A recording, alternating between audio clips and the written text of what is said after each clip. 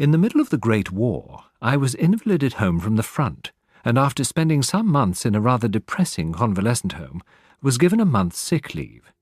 Having no near relations or friends, I was trying to make up my mind what to do when I ran across John Cavendish. As a boy, I'd often stayed at Styles, his mother's place in Essex. We had a good yarn about old times, and it ended in his inviting me down to Styles to spend my leave there. "Mother will be delighted to see you again after all these years." "Your mother keeps well?" I asked. "Oh, yes. I suppose you know that she's married again." I'm afraid I showed my surprise rather plainly. Mrs. Cavendish, who'd married John's father when he was a widower with 2 sons, had been a handsome woman of middle age, as I remembered her. She certainly couldn't be a day less than 70 now. Their country place, Styles Court, had been purchased by Mr. Cavendish early in their married life. On dying, he left the place to her for her lifetime, as well as the larger part of his income, an arrangement that was distinctly unfair to his 2 sons, though their stepmother had always been most generous to them. Lawrence, the younger, had been a delicate youth. He'd qualified as a doctor, but early relinquished the profession and lived at home pursuing literary ambitions. John practiced for some time as a barrister, but had finally settled down to the more congenial life of a country squire. He'd married 2 years ago, and had taken his wife to live at Styles. John noticed my surprise at the news of his mother's remarriage. "Rotten little bounder, too," he said. "I can tell you, Hastings, it's making life jolly difficult for us. As for Evie, do you remember Evie?"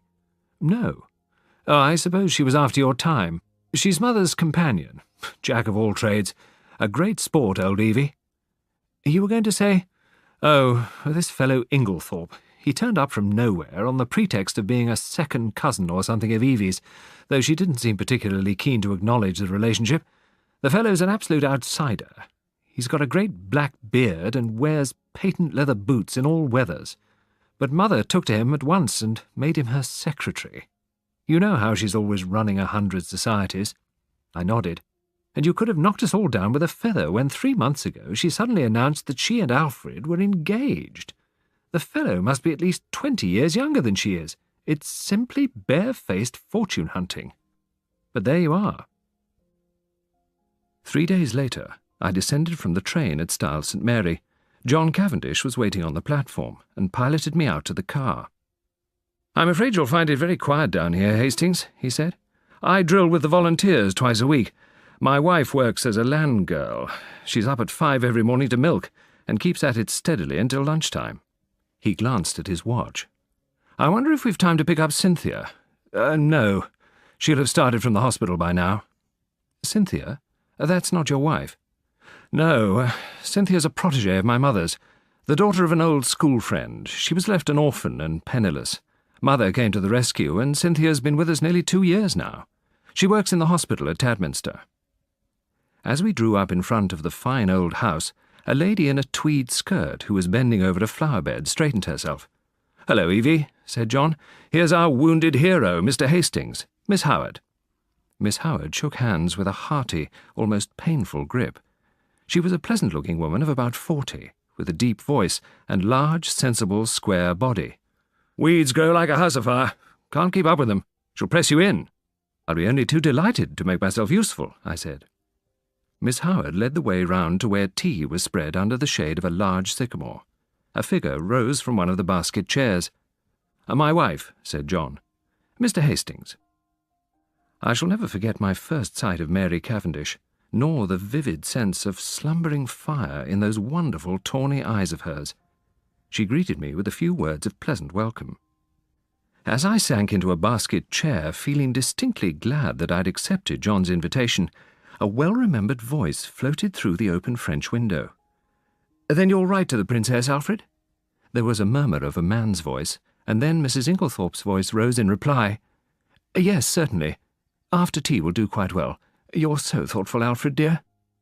The French window swung open, and a handsome, white-haired old lady stepped onto the lawn. A man followed her. Mrs. Inglethorpe greeted me with effusion. "Delightful to see you again, Mr. Hastings, after all these years. Alfred, darling, Mr. Hastings." I looked with some curiosity at Alfred, darling. I didn't wonder at John objecting to his beard. It was one of the longest and blackest I've ever seen. He wore gold-rimmed pince-nez and had a curious impassivity of feature. He placed a wooden hand in mine. "This is a pleasure, Mr. Hastings." As Mrs. Inglethorp turned to give some instructions about letters to Evelyn Howard, her husband continued, "Is soldiering your regular profession, Mr. Hastings?" "No, before the war I was in Lloyd's." "And you'll return there after it's over?" "Well, either that or a fresh start altogether." Mary Cavendish leant forward. "What would you really choose as a profession if you could just consult your inclination?" "Well, you'll laugh at me." She smiled. "Perhaps." "Well, I've always had a secret hankering to be a detective." "Scotland Yard or Sherlock Holmes?" "Oh, Sherlock Holmes. I'm awfully drawn to it. I came across a man in Belgium once, a very famous detective, and he quite inflamed me. He was a marvellous little fellow. He used to say that all good detective work was a mere matter of method. He was a funny little man, a great dandy, but wonderfully clever." A young woman in voluntary aid detachment uniform ran lightly across the lawn. "Cynthia," called Mrs. Inglethorp, "you are late today. This is Mr. Hastings, Miss Murdoch." Cynthia Murdoch was a fresh-looking young creature, full of life. She tossed off her little VAD cap and flung herself down on the ground. As I handed her a plate of sandwiches, she smiled up at me. "Oh, sit down here on the grass, do. It's ever so much nicer." I dropped down obediently. "I've got a cousin in nursing," I remarked. "Oh, I'm not a nurse, Mr. Hastings, thank heaven. I work in the dispensary." "And how many people do you poison?" Cynthia smiled. "Oh, hundreds," she said. After tea, my hostess turned to me. "John will show you your room. Supper's at 7:30. We've given up late dinner for some time now. One must set an example of economy. We're quite a war household. Nothing's wasted here. Every scrap of waste paper, even, is saved and sent away in sacks." John took me into the house and up the broad staircase, which forked right and left to different wings of the building. My room was in the left wing and looked out over the park. John left me, and a few minutes later I saw him walking across the grass with Cynthia Murdoch. At the same moment, a man stepped out from the shadow of a tree. Some violent emotion seemed to be mastering him. It was John's younger brother, Lawrence Cavendish. The next morning dawned bright and sunny, and after lunch Mrs. Cavendish and I spent a charming afternoon roaming in the woods. We returned to the house about 5, and as we entered the hall, John beckoned us both into the smoking room. "There's a deuce of a mess," he said gloomily. "Evie's had a row with Alfred Inglethorp, and she's off." At that moment Miss Howard herself entered, her lips set grimly together. She carried a small suitcase. "My dear Evelyn," cried Mrs. Cavendish, "this can't be true." "True enough. Afraid I said some things to Emily. She won't forgive in a hurry. I said right out, 'The man's 20 years younger than you, and don't you fool yourself as to what he married you for. Money. Well, don't let him have too much of it. He's a bad lot. Farmer Raikes has got a very pretty young wife. Just ask your Alfred how much time he spends over there." She was very angry. "What did she say?" Miss Howard grimaced. "Oh, darling Alfred, wicked lies, wicked woman to accuse my dear husband. The sooner you leave my house the better. So I'm off." John Cavendish, finding his persuasions of no avail, went off to look up the trains. His wife followed him, murmuring something about persuading Mrs. Inglethorp to think better of it. As she left the room, Miss Howard leant towards me eagerly. "Mr. Hastings, you're honest. I can trust you." She laid her hand on my arm. "Look after her, Mr. Hastings. My poor Emily." The throb of the motor came through the open window, and Miss Howard rose and moved to the door. "Above all, Mr. Hastings, watch that devil, her husband." As the car drove away, Mrs. Cavendish moved across the lawn to meet a tall, bearded man who'd evidently been making for the house. "Who is that?" I asked. "Dr. Bowerstein," said John shortly. "And who is Dr. Bowerstein?" "He's staying in the village. He's a London specialist, very clever, one of the greatest living experts on poisons, I believe." John Cavendish changed the subject. "Come for a stroll, Hastings. This has been a rotten business." We walked down to the village through the woods which bordered one side of the estate. As we passed through one of the gates on our way home again, a young woman coming in the opposite direction nodded and smiled. "Oh, that's a pretty girl," I remarked. John's face hardened. "That is Mrs. Raikes. The one that Miss Howard—" Exactly. I thought of the white-haired old lady in the big house, and that vivid, wicked little face that had just smiled into ours, and just for a moment I had a premonition of approaching evil. I'd arrived at Styles on the 5th of July. The only fly in the ointment of my peaceful days was Mrs. Cavendish's extraordinary, and for my part unaccountable preference for the society of Dr. Bowerstein. What she saw in the man I cannot imagine, but she was always asking him up to the house, and often went off on long expeditions with him. I come now to the events of the 16th and 17th of that month. The 16th fell on a Monday. It was a day of turmoil. An entertainment in connection with a charity, at which Mrs. Inglethorp was to recite a war poem, was to be held that night. We were all busy during the morning arranging and decorating the village hall. The entertainment was a great success, and Mrs. Inglethorp's recitation received tremendous applause. The following day, Mrs. Inglethorp swept Lawrence and myself off to a luncheon party. Such a charming invitation from Mrs. Rolleston, Lady Tadminster's sister, you know. We had a pleasant luncheon, and as we drove away, Lawrence suggested that we return by Tadminster and visit Cynthia in her dispensary. Mrs. Inglethorp thought this an excellent idea, but as she had letters to write, she'd drop us there, and we could come back with Cynthia in the pony trap. Cynthia, looking very cool and sweet in her long white overall, took us up to her sanctum and introduced us to her fellow dispenser, a rather awe-inspiring individual whom she cheerily addressed as Nibs. "What a lot of bottles!" I exclaimed, my eye travelling round the room. "Do you really know what's in them all?" Cynthia groaned. "Everyone who comes up here says that, and now you're going to ask how many people we've poisoned. Oh, don't worry, everything's marked. Look, there's the poisons cupboard. Now, come out on our little balcony. You can see all the outside wards." I followed Cynthia and her friend, and they pointed out the different wards to me. Lawrence remained behind, but after a few moments Cynthia called to him to come and join us. I saw Lawrence in quite a different light that afternoon. Though normally shy and reserved, he and Cynthia chatted together like a couple of children. As we drove back through the village, I remembered that I wanted some stamps, so we pulled up at the post office. Coming out, I cannoned into a little man who was just entering. I drew aside and apologized, when suddenly he clasped me in his arms and kissed me warmly. "Mon ami! Hastings! Poirot!" I exclaimed. I turned to the pony trap. "Miss Cynthia, this is my old friend, Monsieur Poirot, whom I haven't seen for years." "Oh, we know Monsieur Poirot," said Cynthia. "Yes, indeed," said Poirot. "I know Mademoiselle Cynthia. It is by the charity of that good Mrs. Inglethorp that I am here. She has kindly extended hospitality to 7 of my country people, who, alas, are refugees from their native land. We Belgians will always remember her with gratitude." Poirot was an extraordinary-looking man. Hardly more than 5 feet 4 inches, he carried himself with great dignity.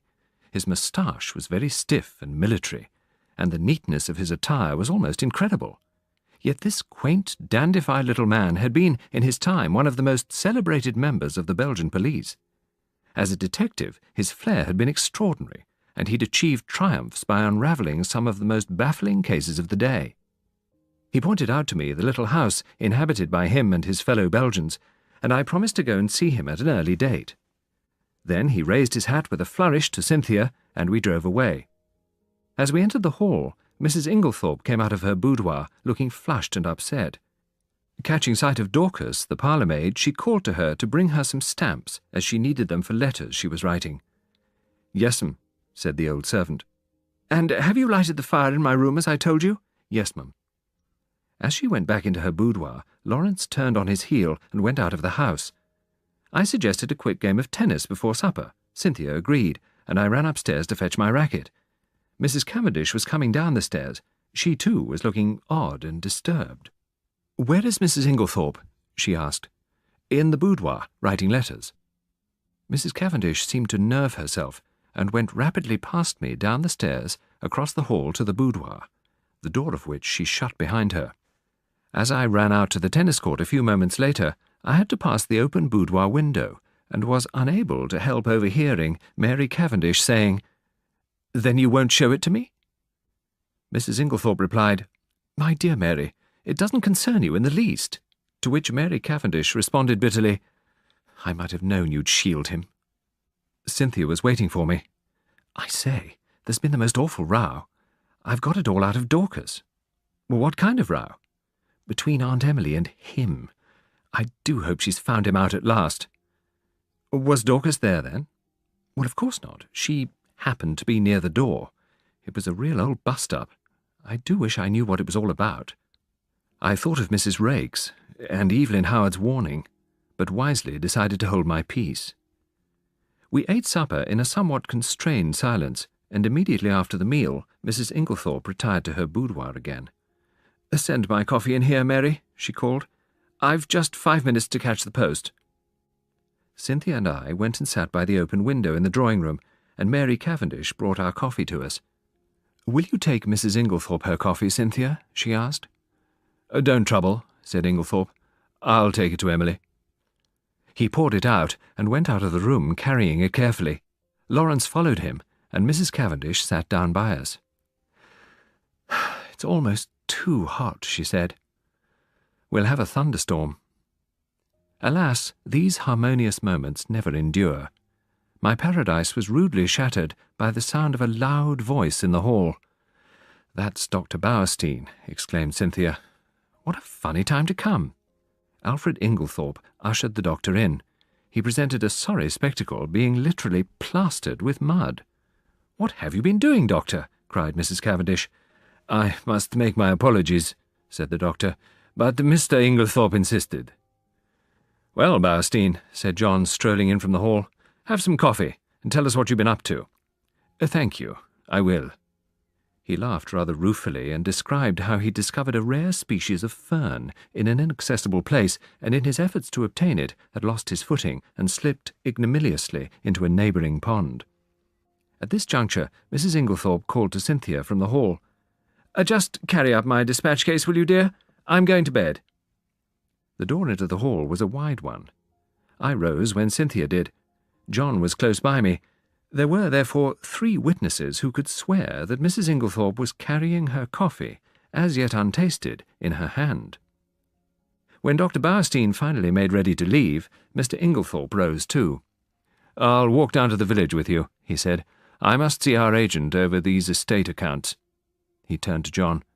"No one need sit up. I'll take the latchkey." It seemed the middle of the night when I was awakened by Lawrence Cavendish. He held a candle in his hand, and his face told me at once that something was seriously wrong. "Oh, what's the matter?" I asked, sitting up in bed. "We're afraid my mother's very ill. She seems to be having some kind of fit. Unfortunately, she's locked herself in." I sprang out of bed, and pulling on a dressing-gown, followed Lawrence to the right wing of the house. John Cavendish and some of the servants were at Mrs. Inglethorp's door, and the most alarming sounds were audible from the room. Clearly, something must be done. "Try going through Mr. Inglethorp's room, sir," cried Dorcas. Suddenly, I realized that Alfred Inglethorp wasn't with us. John opened the door of his room. It was pitch dark, but Lawrence was following with the candle, and we saw that the bed hadn't been slept in. We went straight to the connecting door. That, too, was locked or bolted on the inside. What was to be done? "Oh, dear," cried Dorcas. "Whatever shall we do?" "We must try and break the door down," said John. "Get one of the maids to wake Bailey, and tell him to go for Dr. Wilkins at once. Now, we'll have a try at the door. Isn't there a door on the other side into Miss Cynthia's room?" "Yes, sir," called Dorcas, "but that's always bolted." "Well, we might just see." He ran down the corridor to Cynthia's room. Mary Cavendish was there, shaking the girl, who must have been an unusually sound sleeper. In a moment or two he was back. "No good. Mary tried the door. It's bolted too. We must break in." We strained and heaved together, and at last, with a resounding crash, it was burst open. We stumbled in. Mrs. Inglethorp was lying on the bed, agitated by violent convulsions, in one of which she must have overturned the table beside her. As we entered, however, her limbs relaxed, and she fell back upon the pillows. John strode across and lit the gas. He sent one of the housemaids downstairs for brandy, then he went across to his mother, whilst I unbolted the door that gave on the corridor. I turned to Lawrence. Never have I seen such a ghastly look. He was white as chalk. The candle he held in his shaking hand was sputtering onto the carpet, and his eyes stared fixedly over my head at a point on the further wall. I followed the direction of his eyes, but could see nothing unusual. The feebly flickering ashes in the grate, and the row of prim ornaments on the mantelpiece were surely harmless enough. The violence of Mrs. Inglethorpe's attack seemed to be passing. "Better now. Very sudden. Stupid of me to lock myself in." A shadow fell on the bed. Looking up, I saw Mary Cavendish near the door with her arm around Cynthia, who looked utterly dazed. "Poor Cynthia's quite frightened," said Mrs. Cavendish. She herself, I noticed, was dressed in her white land smock. It must be later than I thought. I saw that the clock on the mantelpiece pointed to close upon 5. A strangled cry from the bed startled me.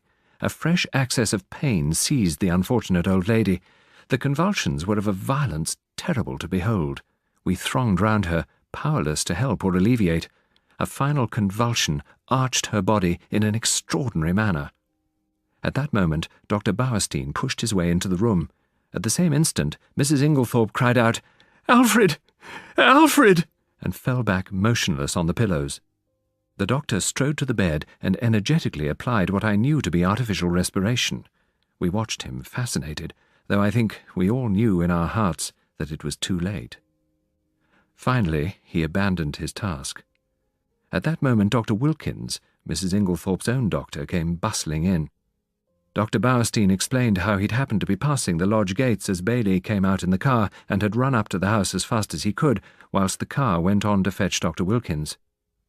"Poor dear lady," said Dr. Wilkins. "Always did far too much. Nature rebelled." "The convulsions were of a peculiar violence," said Dr. Bowerstein. "I should like to speak to you in private." He turned to John. "You don't object?" We trooped out into the corridor, leaving the 2 doctors alone. As we went slowly down the stairs, Mary Cavendish laid her hand upon my arm. Why did Dr. Bowerstein seem so peculiar? I looked round. The others were out of earshot. "I believe she's been poisoned. I'm certain Dr. Bowerstein suspects it." "What? No, not that." Breaking from me, she fled up the stairs. I joined John and Lawrence in the dining room. At last we heard the doctors descending the stairs. Dr. Wilkins addressed himself to John. "Mr. Cavendish, I should like your permission for a post-mortem." "Well, is that necessary?" asked John. "Absolutely," said Dr. Bowerstein. "Neither Dr. Wilkins nor myself could give a death certificate under the circumstances." "Well, in that case, I agree," said John Cavendish. Dr. Bowerstein drew 2 keys from his pocket and handed them to John. "These are the keys of the 2 rooms. I've locked them, and in my opinion, they'd better be kept locked for the present." The doctors then departed. I'd been turning over an idea in my head, and I felt that the moment had now come to broach it. "John," I said, "you remember my speaking of my friend Poirot, the Belgian, who was a most famous detective?" "Yes." "I want you to let me call him in, to investigate this matter." "What, now? Before the post-mortem?" "Yes. Time's an advantage if there's been foul play." "Rubbish," said Lawrence. "In my opinion, the whole thing's a mare's nest of Bowerstein's.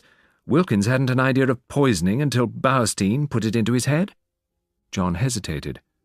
At last he said, "I can't feel as you do, Lawrence. I'm inclined to give Hastings a free hand." I looked at my watch. It was 6 o'clock. I determined to lose no time. The house which the Belgians occupied in the village was quite close to the park gates. I nearly reached the lodge when I saw Mr. Inglethorpe running towards me. "My God," he said, "this is terrible. My poor wife, I've only just heard." "Where have you been?" I asked. Denby kept me late last night. Then I found that I'd forgotten the latchkey after all. I didn't want to arouse the household, so Denby gave me a bed. My poor Emily. She was so self-sacrificing. She overtaxed her strength." A wave of revulsion swept over me. What a consummate hypocrite the man was. "I must hurry on," I said. In a few minutes I was knocking at the door of Leastways Cottage. A window above me was cautiously opened, and Poirot himself looked out. In a few brief words I explained the tragedy that had occurred. "Wait, my friend. I will let you in."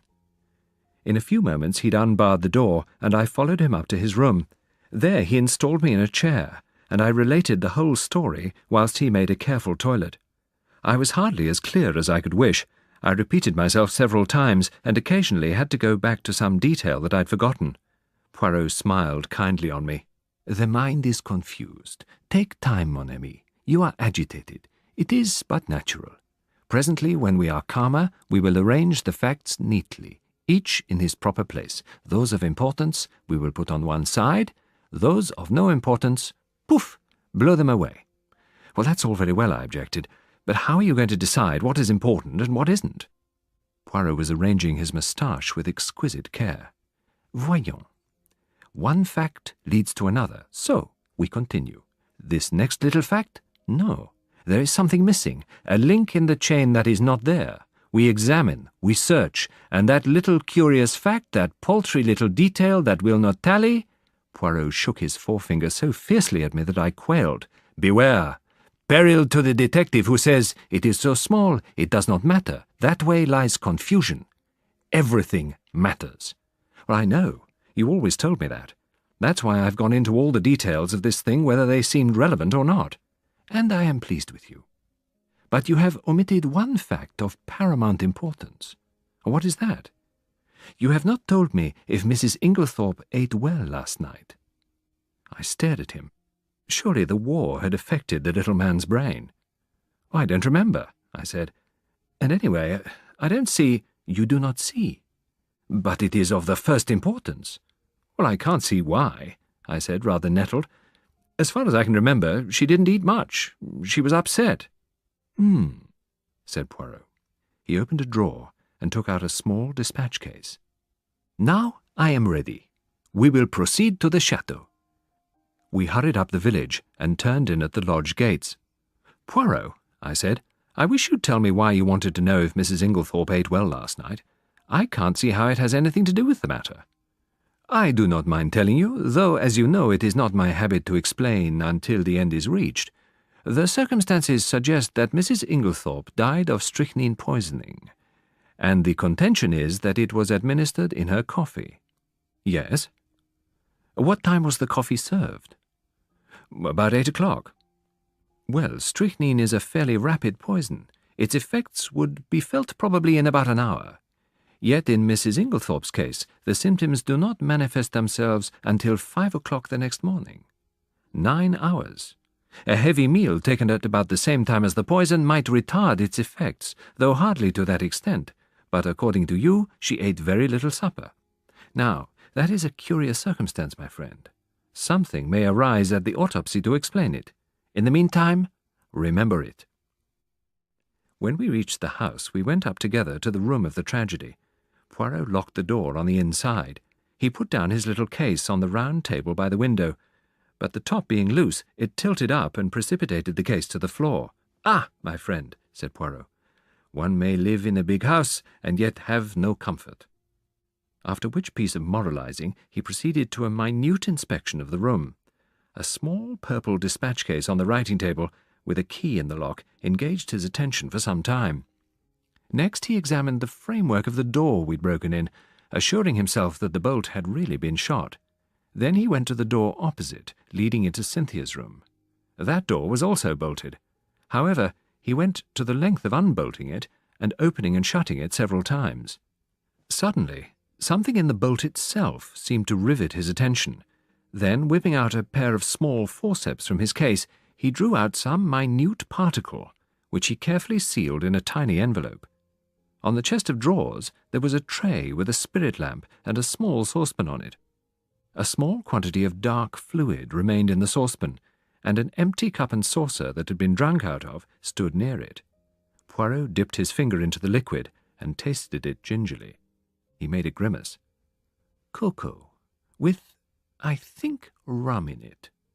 He passed on to the debris on the floor, where the table by the bed had been overturned. A reading lamp, some books, matches, a bunch of keys, and the crushed fragments of a coffee cup lay scattered about. "Ah, this is curious," said Poirot. "Observe the lamp. The chimney is broken in 2 places, but see, the coffee cup is smashed to powder." He rose from his knees and walked slowly across to the mantelpiece, where he stood abstractedly, fingering the ornaments and straightening them, a trick of his when he was agitated. "Mon ami," he said, turning to me, "somebody stepped on that cup, grinding it to powder, and the reason they did so was either because it contained strychnine, or, which is far more serious, because it did not." I made no reply. I knew it was no good asking him to explain. He went on with his investigations.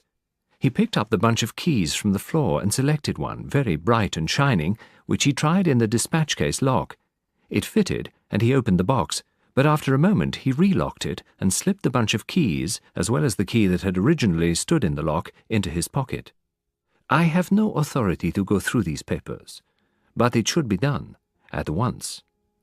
Crossing to the left-hand window, a stain, hardly visible on the dark brown carpet, seemed to interest him particularly. He went down on his knees, examining it minutely, even going so far as to smell it. Finally, he poured a few drops of the cocoa into a test tube, sealing it up carefully. He next took out a little notebook. "We have found in this room," he said, writing busily, 6 points of interest. "Shall I enumerate them, or will you?" "Oh, you," I replied hastily. "Very well then. 1. A coffee cup ground into powder. 2. A dispatch case with a key in the lock. 3. A stain on the floor, still damp and smelling of coffee. 4. A thread or two of some dark green fabric." "Ah," I cried. "That was what you sealed up in the envelope." "Yes, it may turn out to be quite unimportant. We shall see. 5. This." He pointed to a large splash of candle grease on the floor by the writing table. "It must have been done since yesterday, otherwise a good housemaid would have at once removed it with blotting paper and a hot iron." "It was very likely done last night," I said. "Lawrence Cavendish was carrying a candle, and he was very upset. He seemed to see something over here," I indicated the mantelpiece, "that absolutely paralyzed him." "That is interesting," said Poirot. His eye swept the length of the wall. "But it was not his candle that made this patch, for you perceive that this is white grease, whereas Monsieur Lawrence's candle, which is still on the dressing-table, is pink. On the other hand, Mrs. Inglethorp had no candlestick in the room, only a reading lamp." "And the 6th point?" I asked. "The 6th point," said Poirot, "I will keep to myself for the present." He looked quickly round the room. "There is nothing more to be done here, I think, unless—" He stared earnestly at the dead ashes in the grate. "By chance, there might be— let us see." On hands and knees he began to sort the ashes into the fender, handling them with the greatest caution. Suddenly he said, "The forceps, Hastings." I quickly handed them to him, and with skill he extracted a small piece of half-charred paper. "There, mon ami. What do you think of that?" I scrutinized the fragment. It was unusually thick, quite unlike ordinary notepaper. Suddenly an idea struck me. "This is part of a will." "Exactly. I expected it. Now, my friend, we will go. I should like to ask a few questions of the parlour-maid, Dorcas, is it not?" I took him down to the boudoir, which he had expressed a wish to see, and went in search of Dorcas. When I returned with her, however, the room was empty. "Poirot," I cried, "where are you?" "I am here, my friend." He'd stepped outside the French window and was standing, apparently lost in admiration, before the various-shaped flower-beds. "Admirable! What symmetry! It has been recently done, is it not so?" "Yes, they were at it yesterday afternoon, but come in, Dorcas is here." Dorcas was standing with her hands folded in front of her, the very model of a good old-fashioned servant. Poirot drew forward a chair. "Pray be seated, mademoiselle. You have been with your mistress many years, is it not?" 10 years, sir." "That is a long time. You were much attached to her?" "She was a very good mistress to me, sir." "Then you will not object to answering a few questions. I will begin by asking you about yesterday afternoon. Your mistress had a quarrel. What is the first you heard of it?" "Well, sir, I happened to be going along the hall at about 4 o'clock when I heard voices in here. I didn't exactly mean to listen, but, well, I stopped. I heard the mistress say, 'You've lied to me and deceived me. I didn't hear what Mr. Inglethorp replied. He spoke a good bit lower than she did, but she answered, 'How dare you? You owe everything to me, and this is how you repay me. By bringing disgrace upon our name.' Again, I didn't hear what he said, but she went on, 'Nothing you can say will make any difference. I see my duty clearly. You needn't think that any fear of publicity or scandal between husband and wife will deter me.' Then I thought I heard them coming out, so I went off quickly." "You are sure it was Mr. Inglethorpe's voice that you heard?" "Oh, yes, sir. Who else could it be?" "What happened next?" "At 5 o'clock, Mrs. Inglethorpe rang and told me to bring her a cup of tea. She was looking dreadful, so white and upset. 'Dorcas,' she says, 'I've had a great shock.' 'I'm sorry for that, mum,' I says. 'You'll feel better after a nice cup of tea.' She had something in her hand with writing on it, and she kept staring at it. She said to herself, 'These few words and everything's changed.' And she says to me, 'Never trust a man, Dorcas. They're not worth it.' I hurried off and got her a good strong cup of tea. 'I don't know what to do,' she says. 'Scandal between husband and wife is a dreadful thing, Dorcas.' Mrs. Cavendish came in just then, so she didn't say any more. She still had the letter, or whatever it was, in her hand." "Yes, sir."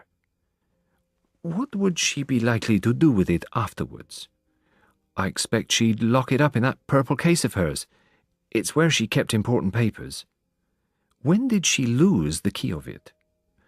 "Oh, she missed it yesterday at lunchtime, sir, and told me to look carefully for it. She was very much put out about it." "But she had a duplicate?" "Oh, yes, sir." Dorcas was looking very curiously at him, and to tell the truth, so was I. What was all this about a lost key? Poirot smiled. "Never mind, Dorcas. It is my business to know things. Is this the key that was lost?" He drew from his pocket the key that he'd found in the lock of the dispatch case upstairs. "That's it, sir. Right enough. But where did you find it? I looked everywhere for it." "Ah, but you see, it was not in the same place yesterday as it was today. Now, to pass on to another subject, had your mistress a dark green dress in her wardrobe?" "No, sir." "Has anyone else in the house got a dark green dress?" Dorcas reflected. "Not that I know of, sir." "We will pass on. Did your mistress take a sleeping powder last night?" "Oh, no, sir. The box was empty. She took the last one 2 days ago, and she didn't have any more made up." "When Mr. Hastings and Mr. Lawrence came in yesterday evening, they found your mistress writing letters. Can you give me any idea to whom they were addressed?" "Well, I'm afraid not, sir. I was out in the evening. Perhaps Annie could tell you." "What time did you go out?" "About 6 o'clock, sir." "Thank you, Dorcas. Now, will you send Annie to me?" As Dorcas left the room, I said, "How did you know that Mrs. Inglethorpe took sleeping powders? And about the lost key and the duplicate?" "One thing at a time. As to the sleeping powders," he suddenly produced a small cardboard box, such as chemists use for powders. "I found it in the washstand drawer in Mrs. Inglethorpe's bedroom. It was number 6 of my catalogue. Do you notice it has no chemist's name on it?" "To be sure," I said. "That's odd." "The explanation is quite simple," said Poirot. An audible creaking proclaimed the approach of Annie, a fine, strapping girl who was evidently labouring under intense excitement. Poirot came to the point at once. "I sent for you, Annie, because I thought you might be able to tell me something about the letters Mrs. Inglethorpe wrote last night. How many were there, and can you tell me any of the names and addresses?" Annie considered. "There were 4, sir. One was to Miss Howard, one to Mr. Wells, the lawyer, the other to... one was to Ross's, the caterers in Tadminster, the other one, I don't remember." "It does not matter," said Poirot. "Now, I want to ask you about the saucepan in Mrs. Inglethorpe's room with some cocoa in it. Did she have that every night?" "Yes, sir. It was put in her room every evening, and she warmed it up in the night whenever she fancied it."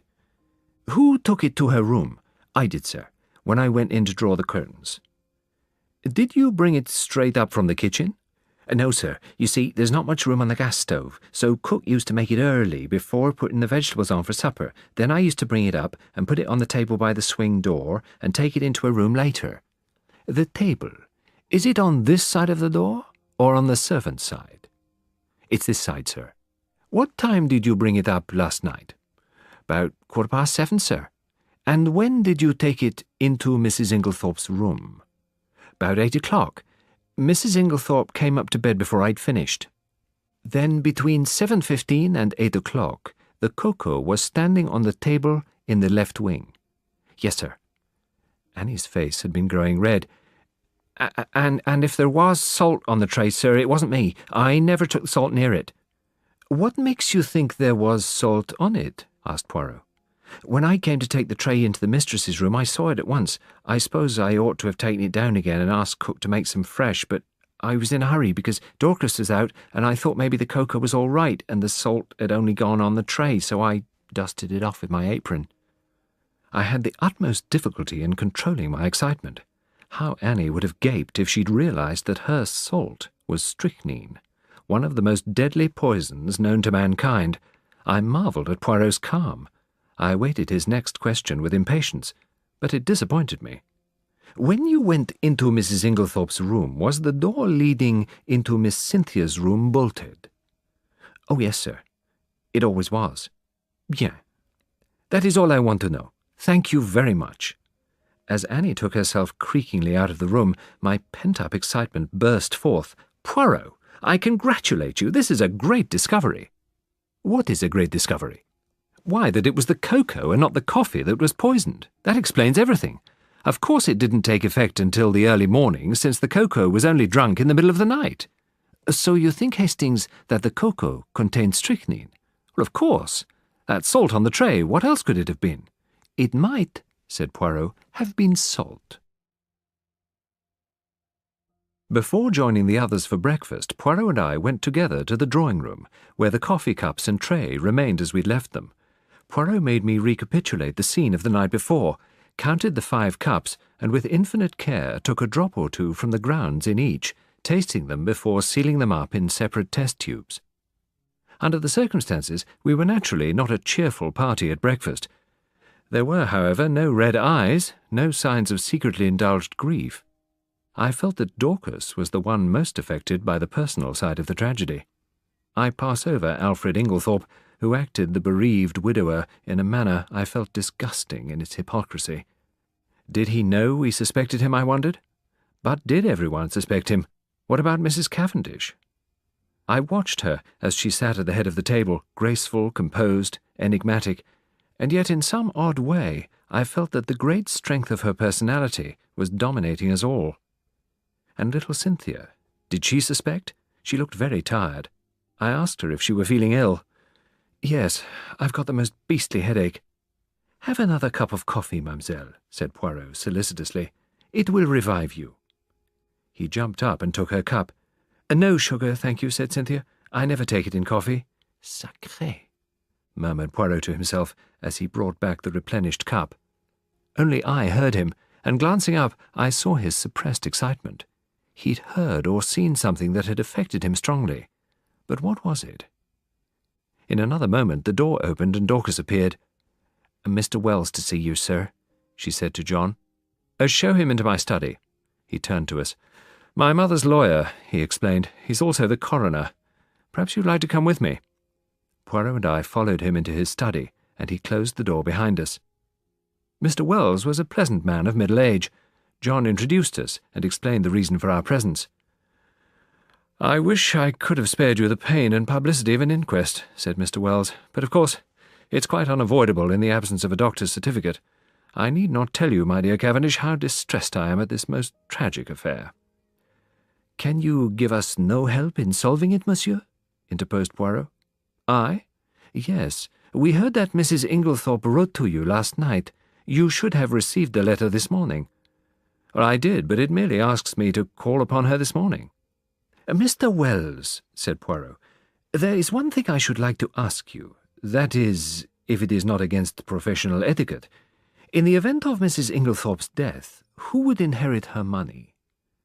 The lawyer hesitated a moment. Oh, well, it will be public property very soon. By her last will, dated August of last year, she gave her entire fortune to her stepson, Mr. John Cavendish. Poirot nodded. But I am right in saying, am I not, that by your English law that will was automatically revoked when Mrs. Inglethorp remarried? Mr. Wells bowed his head. As I was about to proceed, Monsieur Poirot, that document is now null and void. One more question, Mr. Wells. You say her last will. Had Mrs. Inglethorp then made several former wills? On an average, she made a new will at least once a year, said Mr. Wells. She was given to changing her mind. It's quite possible that there may be a later will than the one in my possession. There is a later will, said Poirot. What? John and the lawyer looked at him startled. Or rather, pursued my friend imperturbably, there was one. What do you mean, there was one? Where is it now? Burnt. Poirot took out the charred fragment we'd found in the grate in Mrs. Inglethorpe's room and handed it to the lawyer with a brief explanation of when and where he'd found it. But possibly this is an old will, said Mr. Wells. I do not think so. I am almost certain that it was made no earlier than yesterday afternoon. Poirot turned to John. If you will send for your gardener, I will prove it to you. John rang, and when Dorcas appeared, he told her to send for Manning. We waited in a tense silence, and eventually the gardener came hesitatingly through the French window. Manning, said John, this gentleman will put some questions to you which I want you to answer. Yes, sir, mumbled the gardener. Poirot stepped forward briskly. You were planting a bed of begonias round by the south side of the house yesterday afternoon, were you not, Manning? Yes, sir. Me and Willem. And Mrs. Inglethorp came to the window and called you? Yes, sir. She made us come right in and sign our names at the bottom of a long paper, under where she'd signed. First me, then Willem. What did she do with it afterwards? Well, sir, she slipped it into a long envelope and put it inside a sort of purple box that was standing on the desk. Thank you, Manning, said Poirot. The gardener glanced at his master, who nodded, whereupon Manning backed cautiously out of the window. We all looked at each other. What an extraordinary coincidence, murmured John. My mother made a will on the very day of her death. Are you so sure it is a coincidence? Said Mr. Wells. Your mother, you tell me, had a violent quarrel with someone yesterday afternoon, following which she very suddenly makes a new will. She told no one of its provisions. This morning, no doubt, she'd have consulted me on the subject, but she had no chance. The will disappears, and she takes its secret with her to her grave. Cavendish, I much fear there is no coincidence there. At that moment the loud purr of a motor was audible, and we all turned to the window as it swept past. Evie, cried John. Excuse me, Wells. He went hurriedly out into the hall. Poirot looked inquiringly at me. Miss Howard, I explained.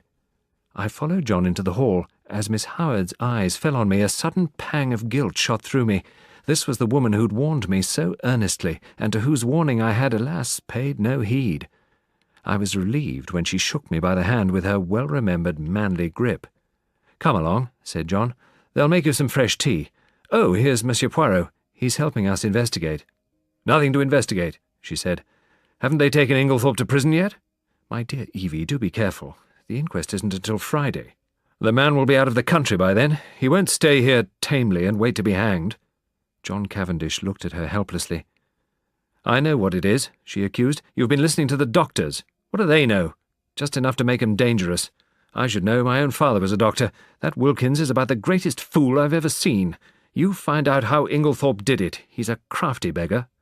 It occurred to me very forcibly at that moment that to harbour Miss Howard and Alfred Inglethorp under the same roof was likely to prove a Herculean task. For the moment, John sought refuge in retreat and left the room. As Dorcas brought in fresh tea, Poirot came over and sat down facing Miss Howard. Mademoiselle, I want to ask you something. Ask away, said the lady. I want to be able to count upon your help. I'll help you to hang Alfred with pleasure, she replied. Believe me, Miss Howard, said Poirot, if Mr. Inglethorp is the criminal, he shall not escape me. But I must ask you to trust me. Your help may be very valuable to me, and I will tell you why, because in all this house of mourning Yours are the only eyes that have wept." Miss Howard blinked. "If you mean that I was fond of her, yes, I was. I watched over her, I guarded her from the lot of them, and then a glib-tongued scoundrel comes along and, pooh, all my years of devotion go for nothing." John stuck his head in at this juncture and invited Poirot and me to come up to Mrs. Inglethorpe's room, since he and Mr. Wells had finished looking through the desk in the boudoir. As we reached the door of the locked room, I said, "You've got the keys still, haven't you, Poirot?" Taking the keys, John unlocked it, and we all passed in. The lawyer went straight to the desk. "My mother kept most of her important papers in this dispatch case, I believe," said John. Poirot drew out the small bunch of keys. "Permit me. I locked it out of precaution this morning." "But it's not locked now," said John. "See." He lifted the lid. "Mille tonnerres!" cried Poirot. "And I have both the keys in my pocket." He flung himself upon the case. "This lock has been forced." "But who forced it? Why should they? When? The door was locked." Poirot answered almost mechanically. "Who and why? Ah, if only I knew. When? Since I was here an hour ago. As to the door being locked, it is a very ordinary lock. Probably any other of the door keys in this passage would fit it." We stared at one another blankly. Poirot had walked over to the mantelpiece. He was outwardly calm, but I noticed his hands, which from long force of habit were mechanically straightening the spill vases on the mantelpiece, were shaking violently. "It was like this," he said at last. "There was something in that case, some piece of evidence to connect the murderer with the crime. It was vital to him that it should be destroyed before it was discovered. Therefore he took the great risk of coming in here. Finding the case locked, he was obliged to force it, thus betraying his presence, and I have behaved like an imbecile. I should never have left that case here. I should have carried it away with me. Ah, triple pig! And now it is gone. It is destroyed. But is it destroyed? Is there not yet a chance? We must leave no stone unturned." He rushed like a madman from the room, and I followed him as soon as I had sufficiently recovered my wits. But by the time I had reached the top of the stairs, he was out of sight. A moment later, a frightful row burst out below. I could hear Poirot shouting and expounding. The little man appeared to be taking the whole house into his confidence. I doubted the wisdom of this, and stepped briskly down the stairs. The sight of me calmed Poirot almost immediately. I drew him aside. "My dear fellow, is this wise? Surely you don't want the whole house to know of this occurrence? You're actually playing into the criminal's hands. You think so, Hastings? Well, I will be guided by you. You will walk back with me to the village?" "Willingly." He picked up his little suitcase. As we went out through the open window in the drawing-room, we met Cynthia Murdoch, who was just coming in. "Excuse me, mademoiselle, 1 minute." "Yes?" "Did you ever make up Mrs. Inglethorpe's powders?" A slight flush rose in her face. "I did make up some sleeping powders for her once," she said constrainedly. "These?" Poirot produced the empty box which had contained powders. Cynthia nodded. "Can you tell me what they were? Sulfonal? Veronal?" No, they were bromide powders." "Ah, thank you, mademoiselle. Good morning." As we walked briskly away from the house, I glanced at him more than once. I'd often before noticed that if anything excited him, his eyes turned green like a cat's. They were shining like emeralds now. "My friend," he broke out at last, "I have a little idea, a very strange and probably utterly impossible idea, and yet it fits in." I shrugged. I privately thought that Poirot was rather too much given to these fantastic ideas. In this case, surely the truth was only too plain and apparent. "So that's the explanation of the blank label on the box of sleeping powders," I remarked. "I really wonder I didn't think of it myself. But how did you know about Mrs. Inglethorpe's will?" "Well," said Poirot, "in the general confusion, the boudoir had not been swept that morning, and near the desk were several traces of brown mould and earth.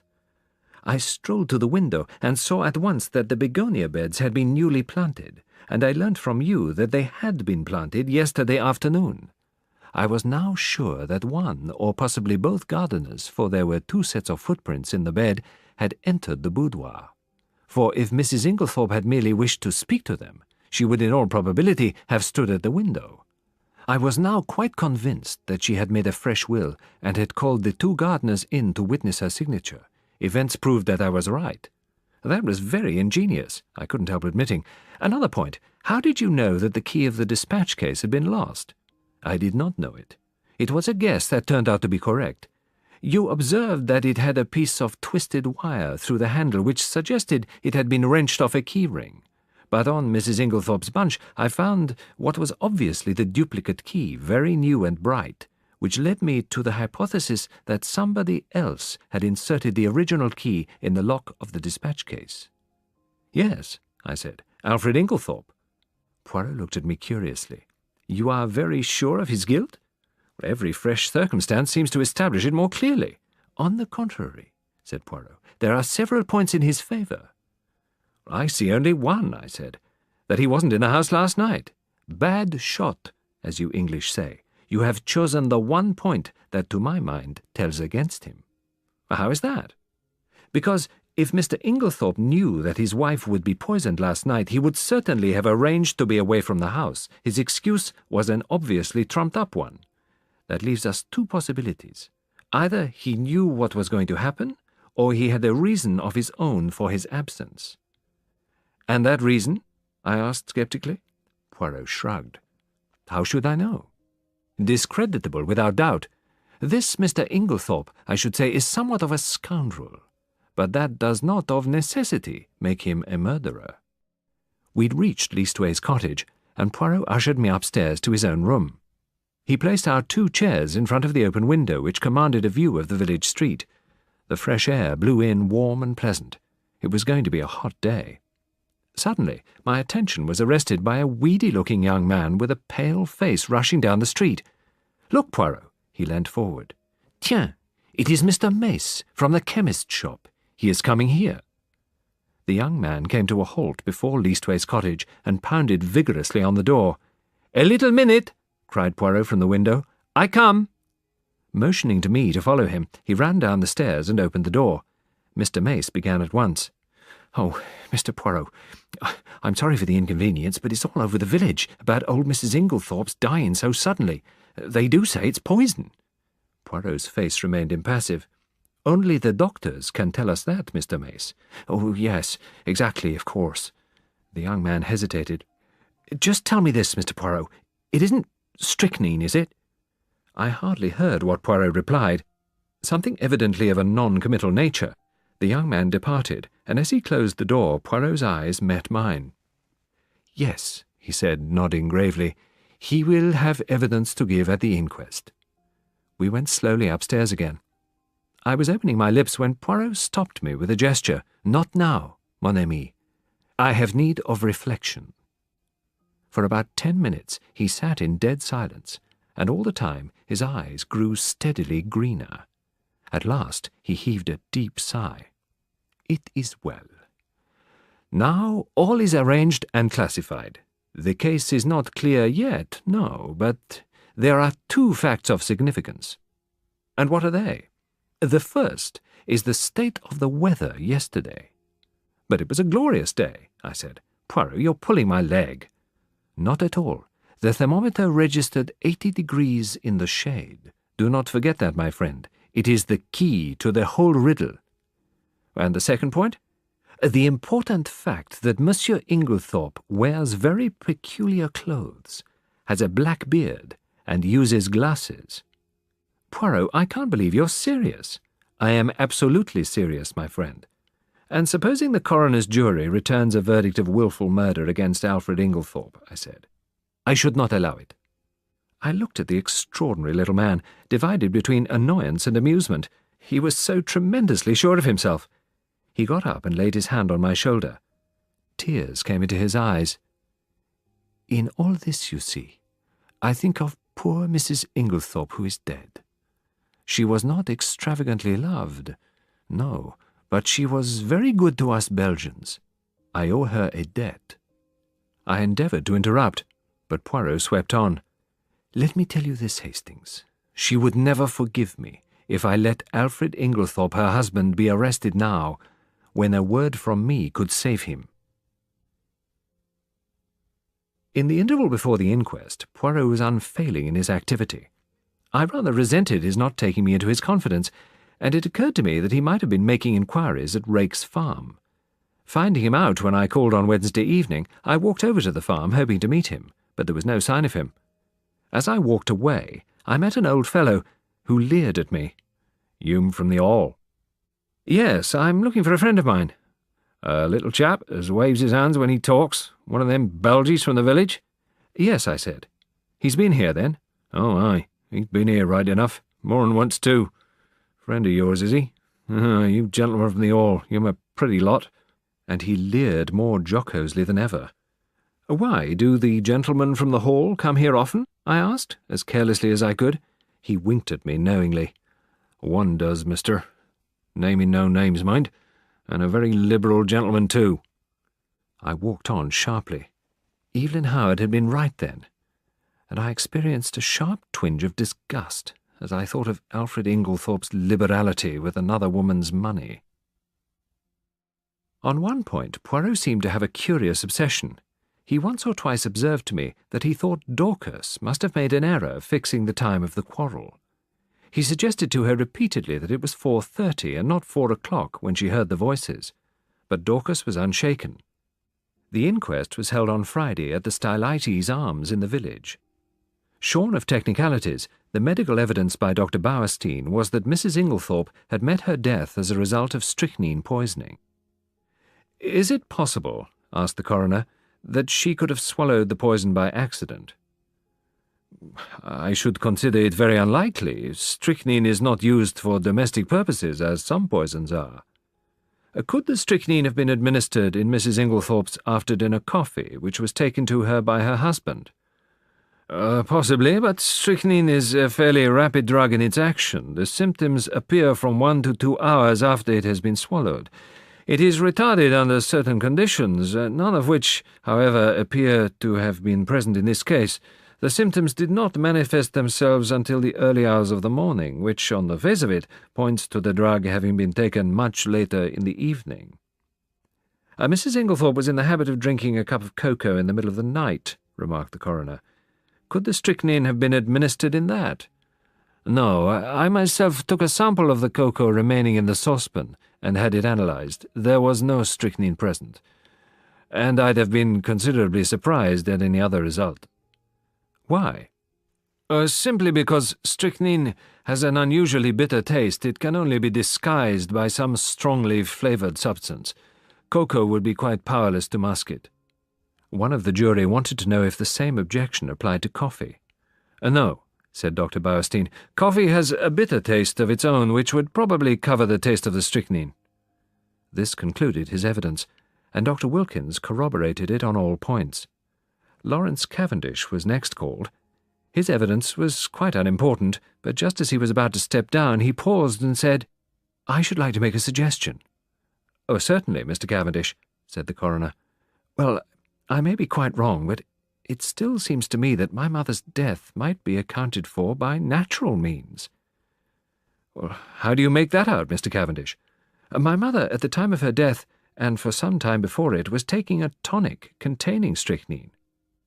"Ah," said the coroner. The jury looked up, interested. "I believe," said Lawrence, "that there have been cases where the cumulative effect of the drug, administered for some time, has ended by causing death.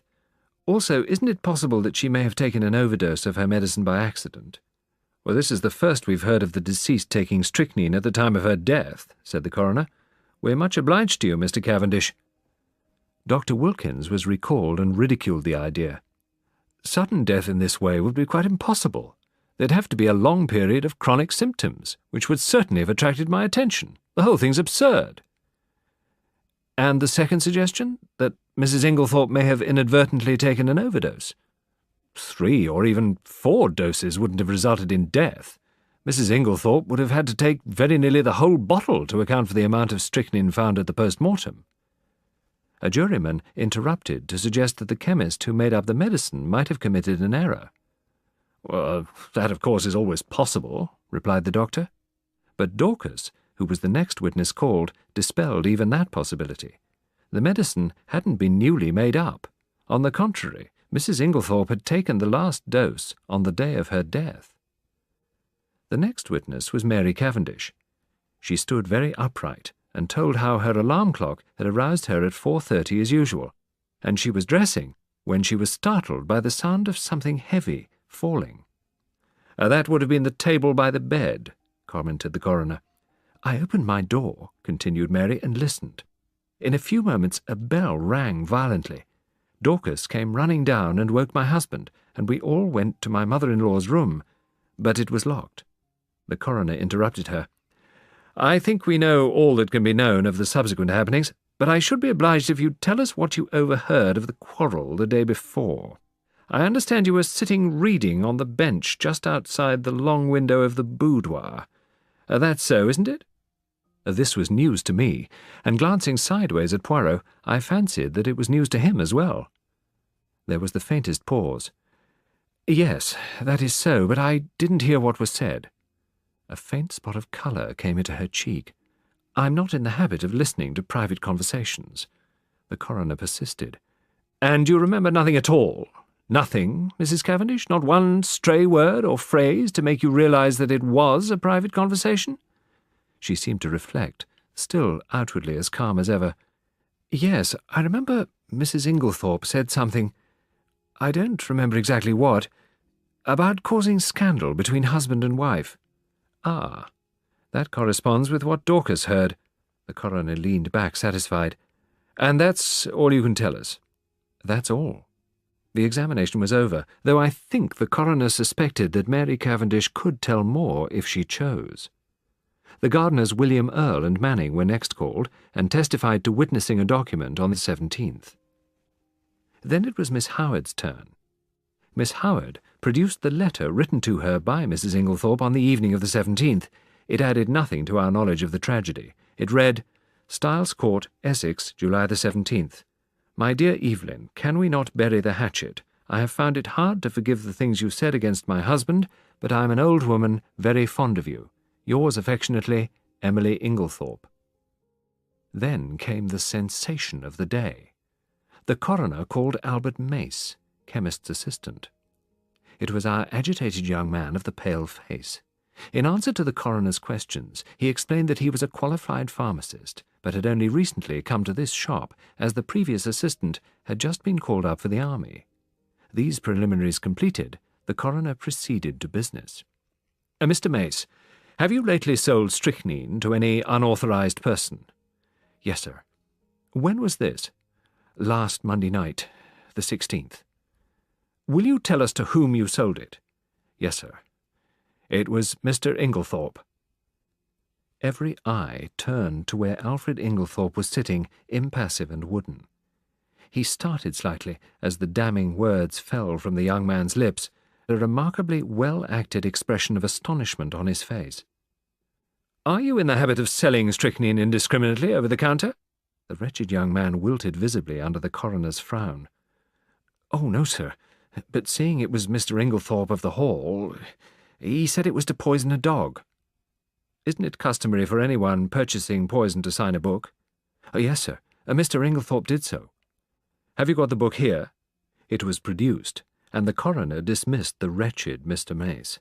Then, amidst a breathless silence, Alfred Inglethorp was called. The coroner went straight to the point. "On Monday evening last, did you purchase strychnine for the purpose of poisoning a dog?"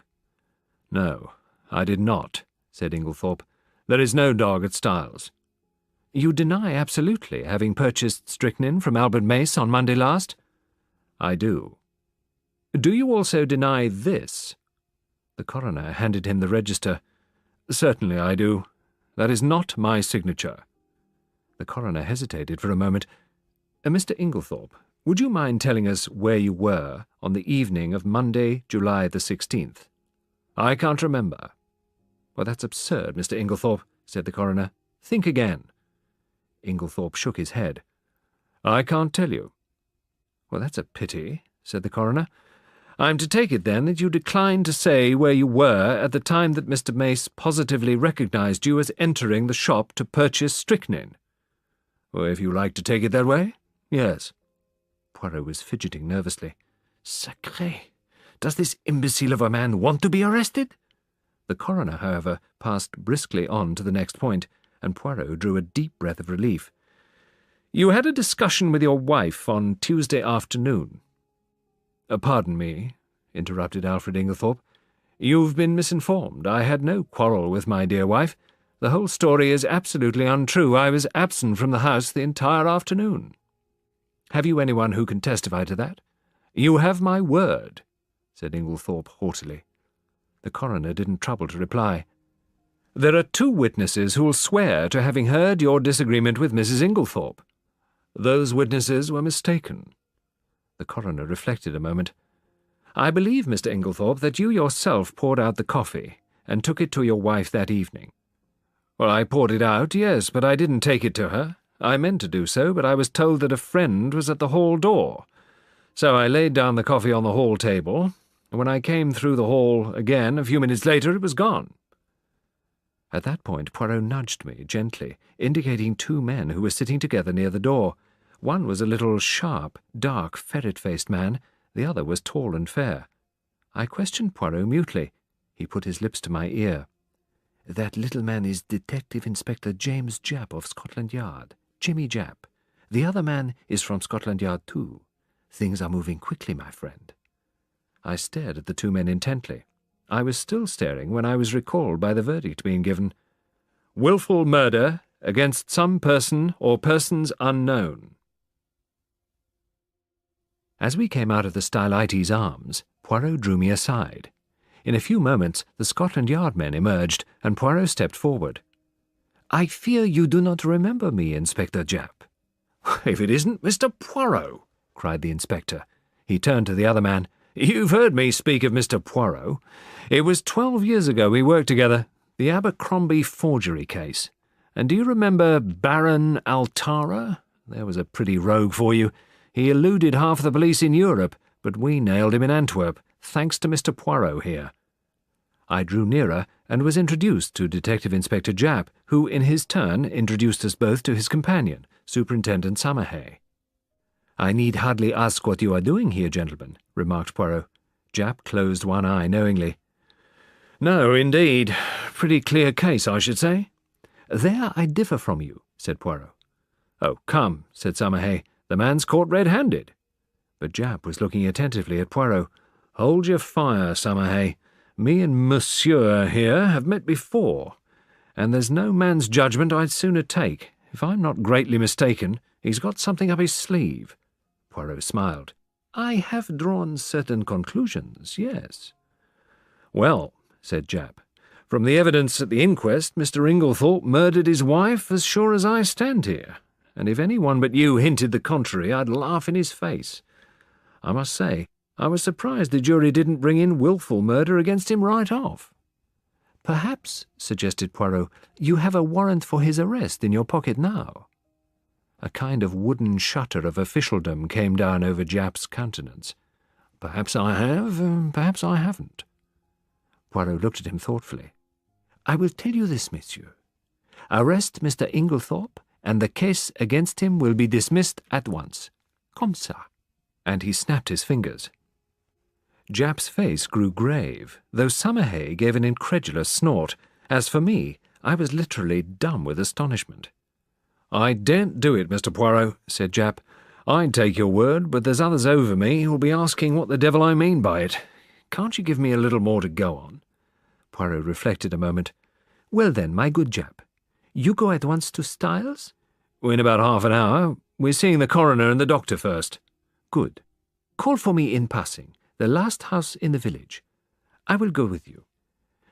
At Styles, Mr. Inglethorp will give you, or, if he refuses, as is probable, I will give you, such proofs that shall satisfy you that the case against him could not possibly be sustained.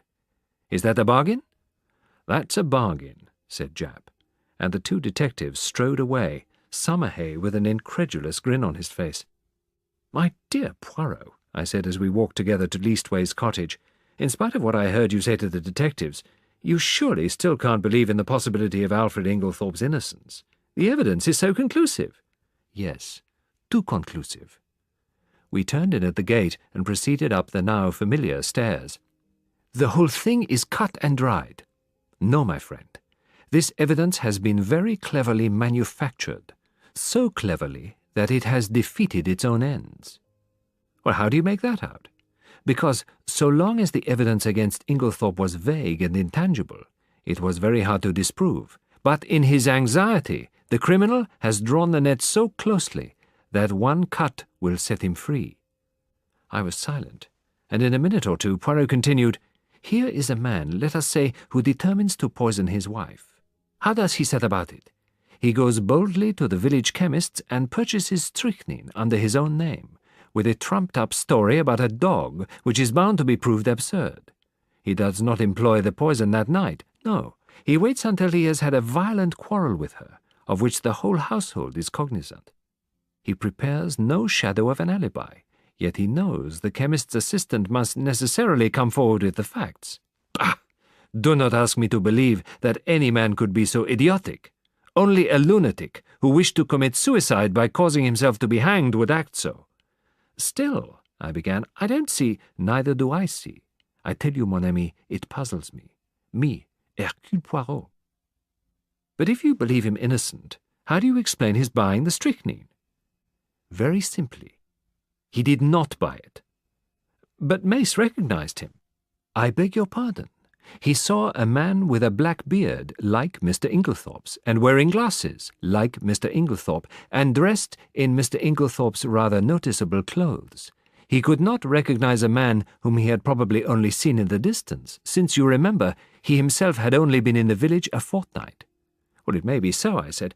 But if that was the case, why does Inglethorpe not say where he was at 6 o'clock on Monday evening? Ah, why indeed, said Poirot. If he were arrested, he probably would speak. But I do not want it to come to that. I must make him see the gravity of his position. There is, of course, something discreditable behind his silence. If he did not murder his wife, he is nevertheless a scoundrel, and he has something of his own to conceal quite apart from the murder. Oh, what can it be? I mused, won over to Poirot's views for the moment, although still retaining a faint conviction that the obvious deduction was the correct one. Can you not guess? Asked Poirot, smiling. Well, no. Can you? Oh, yes. But come, my friend, he said, changing the subject. Apart from Mr. Inglethorpe, did none of the evidence strike you as peculiar? My thoughts flew to Mary Cavendish, and I hedged. In what way? Well, Mr. Lawrence Cavendish's suggestion, for instance, that his mother might have been poisoned accidentally by means of the tonic she was taking. That did not strike you as strange, huh? I can't say it did. It was quite a natural suggestion for a layman to make. But Monsieur Lawrence is not a layman. He studied medicine, and he had taken his degree. Yes, that's true. I never thought of that. I was rather startled. It is odd. Then there is Mrs. Cavendish, continued Poirot. That is another who is not telling all she knows. What do you make of her attitude? Well, I don't know what to make of it. It seems inconceivable that she should be shielding Alfred Inglethorpe, yet that's what it looks like. Poirot nodded reflectively. One thing is certain. She overheard a good deal more of that private conversation than she was willing to admit. And one thing her evidence has shown me is that I made a mistake. Dorcas was quite right. The quarrel did take place earlier in the afternoon, about 4 o'clock, as she said. I looked at him curiously. I had never understood his insistence on that point. Yes, a good deal that was peculiar came out today, continued Poirot. Dr. Bauerstein now, what was he doing up and dressed at that hour in the morning? It is astonishing to me that no one commented on the fact. I shall keep my eye on our clever Dr. Bauerstein. Any more faults to find with the evidence? I inquired satirically. Mon ami, replied Poirot, unless I am much mistaken, at this inquest only one person was speaking the truth without reservation or subterfuge. Perhaps two. Oh, come now, Poirot. I won't cite Lawrence or Mrs. Cavendish, but there's John and Miss Howard. Surely they were speaking the truth. Both of them, my friend? One, I grant you, but both. His words gave me an unpleasant shock. Miss Howard's evidence, unimportant as it was, had been given in such a downright straightforward manner that it had never occurred to me to doubt her sincerity. Miss Howard has always seemed so essentially honest, I said. Poirot gave me a curious look, which I could not quite fathom. He seemed about to speak, and then checked himself. Miss Murdoch, too," I continued. "There's nothing untruthful about her." "No, but it was strange that she never heard a sound sleeping next door, whereas Mrs. Cavendish, in the other wing of the building, distinctly heard the table fall." At that moment a smart knock reached our ears, and looking out of the window, we perceived the two detectives waiting for us below. Poirot seized his hat, gave a ferocious twist to his moustache, and carefully brushing an imaginary speck of dust from his sleeve, motioned me to precede him down the stairs. There we joined the detectives and set out for Styles. Poirot conferred with Japp in a low tone on the way up, and it was the detective inspector who requested that the household, with the exception of the servants, should be assembled in the drawing-room. I realized the significance of this. It was up to Poirot to make his boast good. Personally, I wasn't sanguine.